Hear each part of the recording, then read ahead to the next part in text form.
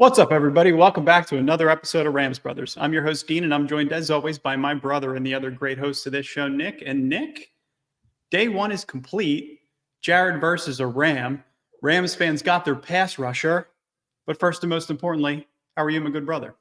I'm good. It's funny when you put all this time into the pre-draft content like you and I did, and what ends up happening is during the first mock draft that we did, this is the first player that we took, and then made like a bunch of other mocks, and lo and behold, it was Jared Verse all along.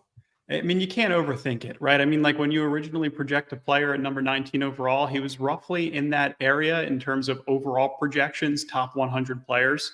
I think it was the perfect spot to take him. And you didn't have to invest any money. You didn't have to invest any assets to trade up and go up to the Chicago Bears number 9 or number 8, which was, I think, a lot of the speculation. Like as the day started, there was so much speculation that the Rams were going to potentially trade into the top 10.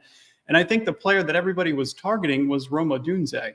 Like that's what we had on our minds. That's why, we were talking about the direct message we received from Kevin Demoff and why it makes sense for the Rams to potentially trade up. But then when you kind of like sit back and you go back to your original mock draft, the very first one that you did, the Rams needed a pass rusher. The Rams needed an edge rusher to be able to complement guys like Kobe Turner and Byron Young. And now they're in a really good spot with two players on the exterior with, those rookie contracts. And then also Kobe Turner is going to continue to develop in the 3-tech. So I think they didn't outsmart themselves. They sat, they picked, and I think that they took the most, I would say, polished and all around, highest ceiling player in the draft from an edge rusher perspective in Jared Verse. I totally agree with that. From everything that I've been taking in after he was drafted and before, it just seems like he is just an absolute unit beast. What's the combine rep? 225 32 times. 31 reps at 225. The guy is just a weightlifting freak. And you know what's really interesting? His dad is just like Aaron Donald's. During the pandemic, he put on 40 pounds of muscle, and his dad was extremely integral in his weightlifting and his strength building over the years. So, those are all things you love about players. And you look at the care factor with Aaron Donald. This is a guy that had 2 brothers and 3 sisters growing up. He's one of 6 children. He grew up in Dayton, Ohio, where Sean McVay and Chris Shula spent their college years. The dad had to relocate for work, so then they moved to Pennsylvania. And then at Central Columbia High School in Lime Ridge, Pennsylvania, he was primarily an inline tight end. So he occasionally saw snaps on the defensive line, but junior year, he was primarily a tight end. He averaged on his junior year 22.7 yards per catch. And then his senior year, they really let him play both sides. He caught 15 passes on offense and then forced 3 fumbles on defense, while also lettering in basketball and track. So he won a state championship as part of the relay team at the 2019 Penn Relays. So this is a guy in terms of his combine, extremely fast 40 time, extremely fast get off. And I think this is kind of where some of the care factors and similarities with Byron Young come into play a tad. Like, this is a 0-star recruit as a 205-pound tight end. He didn't receive any offers from any FBS schools. And his last high school game, Albany was like, we got to offer this guy a scholarship. Like, just based on his athleticism and his growth potential alone, within that scholarship, they offered him the option. You could play edge, you could play tight end. But then as you develop, as you get bigger and stronger, it makes more sense for him to become an edge rusher. And then the 2020 pandemic hits, he's taking online classes and he adds 40 pounds of muscle, as I mentioned. So this is what the timeline looks like for Jared Verse. He was redshirting in 2019. 2020 was the pandemic. 2021, he then goes to Albany. Albany was 3-12 in 15 games. But his production was insane. 11.5 tackles for a loss, 10.5 sacks, 1 forced fumble, 1 pass deflection. And then from there, he decides to transfer to Florida State, where he just continuously flourished. 2022, 16.5 tackles for a loss, 9 sacks. He was first team all ACC, and then he led the ACC in tackles for loss. He led the teams in sacks, and he blocked the friggin' field goal. And then the next year, he goes out and blocks a point after attempt. In 2023, probably would have been a top 20 pick if he came out last year instead of this year. And then in 2023, 12.5 tackles for a loss, 9 sacks, 1 forced fumble, 3 pass deflections, first team All-American, first team All-ACC. He led the team in sacks. He blocked the point after attempt that I talked about, and his numbers weren't quite as good as they were in 2022. But McVay commented yesterday in their post-draft presser that in the back half of the 2023 season, you saw him become more efficient. You saw him continuously develop his pass rush moves. You saw him be more polished as a pass rusher in their eyes. And I think that all of those things were taken into consideration when you went up and looked at a player like this at number 19 overall. So I really, really like the pick. I think it was just smart to not overthink it, settle down, and take the guy that you feel like could best fit the front seven and Chris Shula's new defensive scheme. Yeah, I mean, what we have to do, what people in our position have to do, is kind of just drive in a circle for months, figuring out like, okay, if they do trade up, this could happen. If they stay put, this could happen. If they trade back, and you kind of get yourself in this tizzy of, okay, it's Sean McVay, he's going to get an offensive guy, and by the time that mainstream media started to report it, well after us.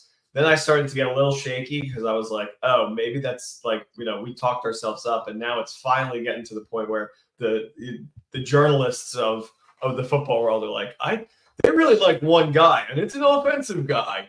I mean, this was the report, Nick. To your point, like everything that was coming out within hours of the draft, Diana Rossini goes on the Colin Cowherd show, and she was tweeting out from The Athletic. And The Athletic is the most credible source in football.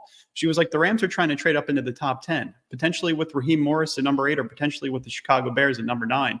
Who were they looking to select? And then Colin Cowherd was questioning the report, and Diana Rossini was like, are you questioning my report, Colin? You never question an Italian woman.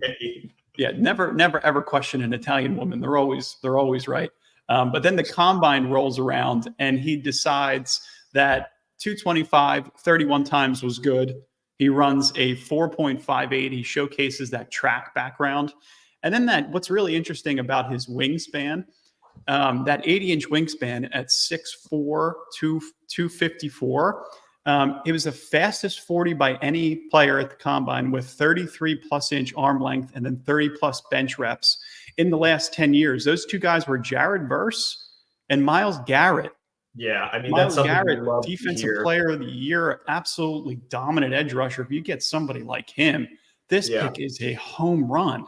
Yeah. It is funny that a lot of what we were saying was like, well, you're not going to be able to replace Aaron Donald in any way. So you might as well go up there and get somebody to add to the offense and figure out the defense later. And in no way will he be able to fill that hole. But if you're bringing somebody that's a Myles Garrett comp and can be that level of interruption on the defense immediately, you've done wonders to the defense already. And you know what's really interesting? Like Tony Pastors was talking about crafting a different type of pass rush when he was talking with Jordan Rodriguez the one time a year that he talks to the media. And, you could build it the way that the Rams had built it initially was interior to exterior. Let's invest a lot of money in our interior pass rushers in Aaron Donald, and then we're going to develop Kobe Turner. And the edge guys like Michael Hoyt, guys like Byron Young, they could be young and underdeveloped if we still have that key piece in the middle in Aaron Donald. Right. But now they're looking, let's build it exterior to interior. Let's get two guys under a rookie contract in Byron Young and Jared Verse, who's going to have that 5th-year option as a first-round pick. And let's continue to develop. And then maybe, on day 2 and day 3, we're going to continue to add some interior pieces. And there's a ton of interior players still on the board. Even that Johnny Newton is still hanging around. I was pretty pissed when the Seattle Seahawks took Byron Murphy II because we know how badly they want to be the Los Angeles Rams. But you kind of look at what happened and how the draft board fell. And I think Jared Verse at number 19 overall is just a home run. And you look at some of the things like his get off is just really, really intriguing. And again, he taps into that track background, but he's really, really quick off the ball. And he loves to leverage his arsenal of chop moves. So that stab chop, that cross chop specifically that McVay and Seed commented on in the presser. In watching his film, he's never out of a play. Like his motor is relentless and he stays extremely balanced through contact to win at the point of attack consistently. And then when you watch him back, there's also reps on film where he would drop into coverage and defend against running backs who likely posted slower 40 times with ease. And, those are some of the things that you kind of look for within the Rams' defensive scheme is because, their edge rushers are going to eventually drop back in coverage at some point, right, within this within this bend don't break scheme. Who knows how it's going to exactly evolve under Chris Shula, but just in terms of getting really used to seeing extra blockers, that extra blocking attention that, Rams fans know all too well with Aaron Donald, from running backs and tight ends and then guards and everything like that. I think that's going to kind of recommends the fact that he's going to alleviate some stress internally from guys like Kobe Turner if he's able to draw, that additional help. Guys on the outside, guys on the inside. McVay also talked about how he could play a little bit of 3-tech and line up against a guard. So you're going to have a lot of versatility up front in your front seven with a guy like this. And, it's something that you need with Aaron Donald not being in the building any longer. He's not a perfect player. He's not as bendy as some of the other pass rushers in the class. And I know everybody really, really loved Latu, and understandably so. He's the first defensive player off the board, but there's no medical history with this player. Like, I think that the upside is a little bit higher. I think Latu was more of a finished product, and Jared Verse still has some ridiculous upside if he continues to develop his pass rushing bag. Not a perfect player, not as bendy, but I think in terms of some of his, like, you look back at the film, he over pursues a little bit. He rushes past the pocket a little bit, and that's occasionally due to his speed. But when he leverages that speed power combination, that's a projected player that the Rams are hoping to get Sunday, opposite of Byron Young. And I think the Rams really like his versatility. He played that base 4-3 scheme at Florida State and can rush the passer from either side, standing up or with his hand in the dirt. And, those are all things you look for. I was looking for that in Latu. I was looking for that in Dallas Turner, but you really see it in Jared Verse. Yeah, I mean, the one thing that does concern me when you play Kyler Murray twice a year, and the dominant effect that Aaron Donald had on Kyler Murray, is when you rush past the passer, which in a lot of the clips we saw, because Kyler is the kind of guy to be able to like duck and dive and like kind of get past that. So yeah, that does stick out a little bit, but at the same time, like from what he can do from like multiple positions to get to the quarterback, it's going to be something that we're really excited for. Did we want Latu? Yeah, I mean, I think most teams were looking at him 100%. We had him. We had talked about him, but I think I'm definitely happy with who we selected. I love the point that you made about Kyler Murray too, because Kyler, as he goes through his progressions, if that over pursuit is happening on the edge, it forces him up in the middle, right? And then you need to be able to strengthen the interior. So you can always look at like a nose tackle on day 2, day 3. You could look at another 3-tech to pair with Kobe Turner, because Kobe Turner also plays nose tackle. So you're going to continuously build out this front seven. Kobe Turner might be getting a lot more double teams this year than he saw last year. Yeah, and I think Jared Verse is going to help to alleviate some of that. And, that's kind of what they're looking for in guys. Like, how much, Byron Young's on a one-on-one opportunity every single time on the weak side. He's going to eat. And some of these other guys, while they may get the pressures, they might not get the sack numbers. But one of the guys is going to reap the benefits of one of these players drawing additional help. So, I mean, that's kind of the best part. I think when he channels his energy, and this is what you can look at the next gen stats, when he kind of channels his energy, he's as disruptive as anybody in the class, I think, interior or exterior. And when you look at his frame, like, it suggests that he's pure power, pure speed, and versatility. And that's what rounds him out as the most polished in my eyes. The hand usage is NFL quality. The pass rush bag is really, really good and has potential to get better. High floor as an NFL starter. I think it was one of those safer picks that we talked about. And then the initial comp, I think was really interesting, was a guy that the Rams pursued and signed in the Sean McVay era, was Dante Fowler. But I personally think that he's stronger and cares more about football. But that's just me. I saw a little bit of lack of heart with Dante Fowler in 2019. But I don't know these guys personally. But in terms of the care factor, the father, all of the other intangibles that go alongside of just being a football player, I think that's where he's going to thrive. Yeah, I tend to like people if they have more siblings as well. I feel like you're a more well-rounded individual if you come out with like a good amount of brothers and sisters, because those are like, they're your peers and they shape you and you kind of grow together with them. You're right. Yeah, I mean, we always talk about the younger brother factor with a guy like Puka Nacua. Like, who brings it up all the time, the younger brother factor. Freaking Bill Simmons. It's like his favorite thing. He's like, yeah, I like it when they get like kind of hit up a little bit and they kind of grew up with like older brothers. And I'm like, it was interesting. Bill.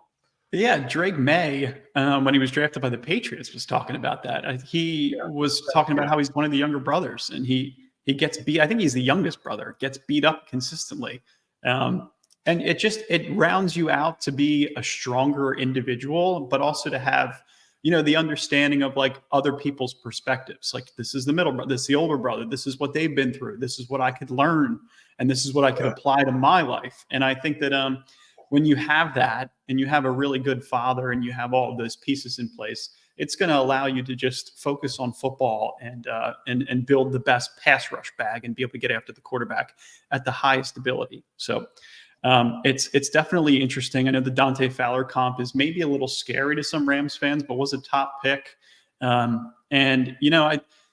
What's really interesting, picks 19 to 23, like those are all guys that the Rams had met with. Like, those are all guys that, Jared Verse, Troy Fautano went to the Steelers at 20 overall. Chop Robinson went to the Dolphins right after at 21. Quinyon Mitchell, who we loved from Toledo, went to the Eagles. Brian Thomas Jr., everybody's like, could fall to the Rams at 19, went 23 to the Jags. And I wonder if the Rams would have gone Amarius Mims if he hadn't gone number 18. But, the board fell pretty interestingly. And Liatu Latu being the first defensive player off the board, I think, shook things up. And then also 14 offensive players going straight away. Yeah. It was pretty unprecedented. When you don't trade up and you're just like sitting there waiting for your pick, the amount of things that have to go your way, it's like hitting a hole in one like twice, because like you had like there are so many variables in who the other teams are going to get. And then like you have to be prepared for like as many of those as possible. And like, hopefully one of the players that fits into your idea of what it is to be a Ram is available. And luckily, they stayed put and they found somebody that I think is going to be a huge impact in Horns right away. Yeah, well, he is. I mean, he's going to start outside linebacker edge immediately. I love the hole-in-one analogy twice because it's never going to fall perfectly. I think that's why people do so many mock drafts. That's why people project trades in mocks, because any situation, it's like getting a perfect bracket in the NCAA tournament twice. Like, it just doesn't happen. So I think that's what's so interesting about all of this. And then also PFF Rams tweeted out that Jared Verse in 2023, 90.8 pass rush grade, 11 sacks. And then the pass rush win rate. I think when you look at pass rushers, you have to be able to look at their pass rush win rate. You have to look at pressures generated in general, look at tackles for a loss instead of just the sack total. All of these numbers are so important when it comes to evaluating this type of player. And also, Jared Verse's jersey is available on the Rams' shop. Looks like he's going to wear number 1. So number 1 is going to be Jared Verse, and number 0, Agent 0, on the opposite side is going to be Byron Young. When I saw this immediately, I was thinking to myself, I think number 1 is Darion Kendrick. Is he giving that thing up or what? Yeah, don't buy that jersey just yet. Verse does look a little like Vespi, just like from like maybe it's my dyslexia, but looking at it, it's just like, oh, it's kind of similar. And if we would have gotten Bowers, I would have maybe. I mean, I don't know. Now I'm at that age where it's like, do I want to wear somebody's number on my back that's younger than me? I mean, I've bought a jersey, so whatever. But still, I would have had to have gotten the Bowers jersey, but lo and behold, his talent will be wasted in Las Vegas for years to come. Yeah. And you know what? It was like we talked about Rome Odunze, we talked about Brock Bowers, and it's because there was talks about the Rams maybe moving into the top 10. And I think that the way that the draft was, considering it was so offensive heavy, like it made sense to potentially consider that. But when it doesn't, like, I love the pairing of Rome Odunze and Caleb Williams in Chicago. Like, it's a great way to attempt to turn around your organization really 100%. Quick. And we said it before the episode started, how it felt exactly like what the Texans did last year. How you just got 2 guys that are going to be franchise guys for the foreseeable future right away, early in the draft, and they have North Carolina to thank for that. Yeah, I mean, 2 cornerstone pieces, and that's what's so interesting about that. And then like when you look at day two is going to start later today. Guys like Dallas Turner, Cooper DeJean, Johnny Newton, Kool-Aid McKinstry, Marshawn Kneeland, A.D. Kool-Aid went. Mitchell. Kool-Aid went already, I think. Did he? I don't think he did. No? No, I thought he got picked up by somebody. Hold on, let me check. Keep I going. don't think he did yet. No, because I know that the way that the draft fell at the end, I saw Darius Robinson, Xavier Legette traded up. The Panthers traded up to get him at 32. Yeah, no, you're right. My friends were talking about Kool-Aid. Xavier Worthy went to the Chiefs. No, but it was Terrion Arnold, I believe, that went. So the cornerback from Alabama, who I think we liked even more. A.D. Mitchell, too, is still on the board. Absolutely love A.D. Mitchell. Chris Jenkins, you can plug and play him at 3-tech. Kingsley Sumataya, who we talked about, is an offensive lineman. I would love to see them go offensive line early on day 2. But I think we're all pretty happy over the fact that Jared Verse is in Horns. Bo Nix is not in Horns. Huge win. I love the it seemed like every fan base, it was like, oh, they got a tackle. Like, it was like boring. No one was excited for offensive line. And then the Falcons were the other team that just absolutely pooped the bed. So yeah, I mean, you signed Kirk Cousins to a 4-year, $100 million contract. I mean, he's coming off an Achilles injury. And then Michael Penix is one of the oldest quarterbacks to come out in the draft, right? Because of the injury. Stetson Bennett of this year, Michael Penix. Yeah, I know it's quite, but I mean, like, then you go back to Atlanta, you think Michael Vick, arm strength, Atlanta Falcons, all the success they had back then. You need a successor to Kirk Cousins if you can't play coming off of the Achilles. It was still kind of confusing, but I think for the most part, we're pretty happy with what happened. It wasn't precisely what we projected towards the end of our draft evaluation, but in the very beginning, it was pretty simple, made a ton of sense, and it was very, very logical just to sit there and pick an edge rusher. And to not pick an interior defensive lineman that people are going to expect to be Aaron Donald. Yeah, but still bringing somebody that can do the same thing that Aaron Donald does. Like, I mean, it's in simplified terms, in the sense that he's going to go after the quarterback. Yeah. I mean, let me just run you by the thought process I had, right? So we lose Aaron Donald. You think about in division, you have a running quarterback in Kyler, and you have the best running back in the league with Christian McCaffrey. So you're like, okay, we're not going to be able to stop anybody. We're not going to be able to control the pace of the game. Our team next year is going to be completely done. Stafford is old. And then, it keeps turning. You watch the Stafford documentary, and you're like, okay, this guy, wants to restructure his deal. He wants to win more rings, so maybe he's not done. And then they go and they get a defensive player that we absolutely love in Jared Verse, and you're like, okay, so you're starting to come around to being like, maybe the Rams can hit their win total. Maybe they can be better than they were last year. And you have a full circle moment. It's nice. It's the draft. You'll talk yourself into a million scenarios.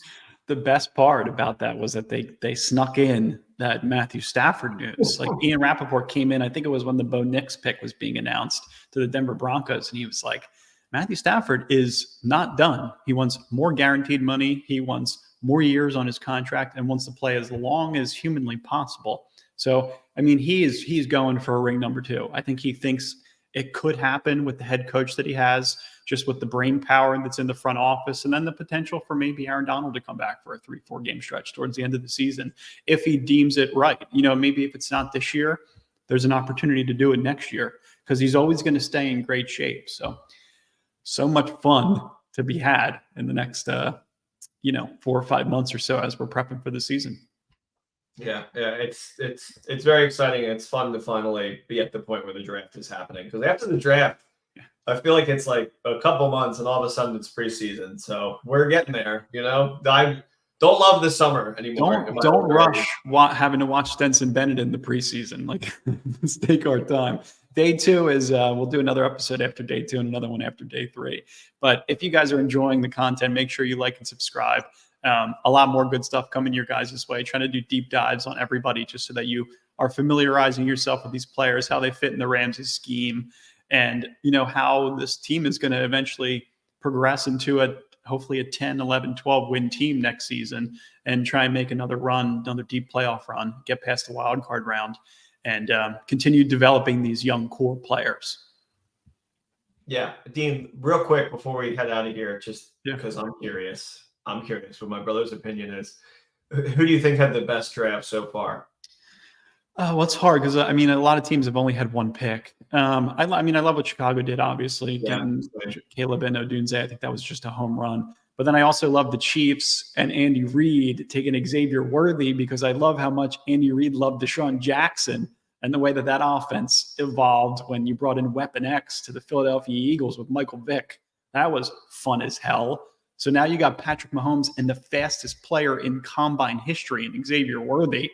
Kansas City Chiefs are going for a three-peat. That's going to be a hell of a lot of fun to watch. I mean, the fact I just feel like that guy's going to have a lot of drop balls to start because Mahomes is just going to be slinging them so far down. But yeah, I agree. You got the Rashee Rice drama too, but like now you need Xavier Worthy. So yeah, you're right. It would be fun. Bears #1. I really love that the Lions traded up and got their guy. I thought that was awesome. And then I also really like the Chiefs. And then the back end, I would put us like close to that. And then at the low end is the Bills trading their pick away and giving it to the Chiefs, who are like their #1 rival. So dumb. And then the Falcons at the bottom tier. I think the Bills actually start day 2 with pick number 33. So that should be really interesting. But yeah, you're right. Terrion Arnold for the Lions. First of all, it started with the Jared Goff chant, this friggin' draft. Yeah. But then they trade up and draft Terrion Arnold. Terrion Arnold gives the Detroit crowd one of these. A slow turn. It was like, I'm your guy. And he was one of my favorite prospects. How well spoken. It's a great kid. But yeah, that's what we got for you guys today. We'll talk to you guys again soon. We love Jared Verse. We love you guys, and go Rams. Go Rams. Thanks for listening, guys.